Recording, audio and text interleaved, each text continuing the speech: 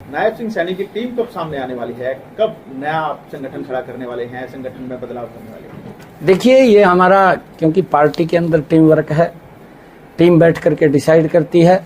अभी तो मेरे को ये कहा है कि लोगों का आशीर्वाद लेना है और मैं कार्यकर्ताओं का आशीर्वाद ले रहा हूँ, मैं जन का आशीर्वाद ले रहा हूँ और भरपूर आशीर्वाद और सहयोग मिल रहा है।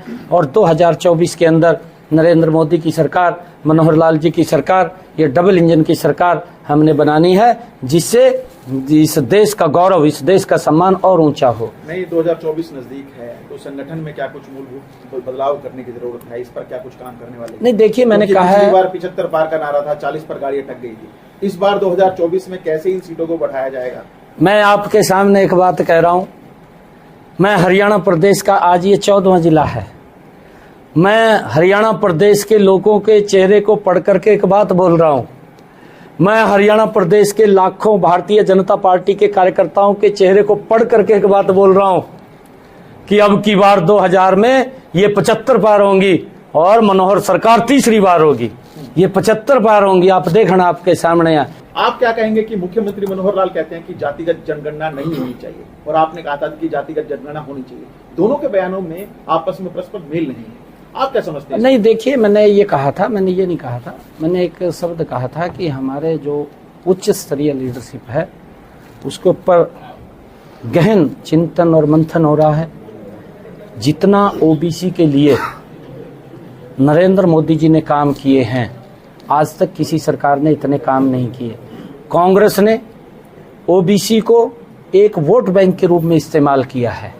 कांग्रेस ने ओबीसी को रैलियों में भीड़ बढ़ाने के लिए काम किया है, आज तक उसके वेलफेयर के लिए काम नहीं किया। जब मंडल कमीशन की रिपोर्ट आई थी, राजीव गांधी साहब मेरे ख्याल से उस वक्त विपक्ष के नेता थे। अगर आप जागरूक पत्रकार हैं, उसकी डिबेट वो निकाल करके लोकसभा से आपको मिल जाएगी।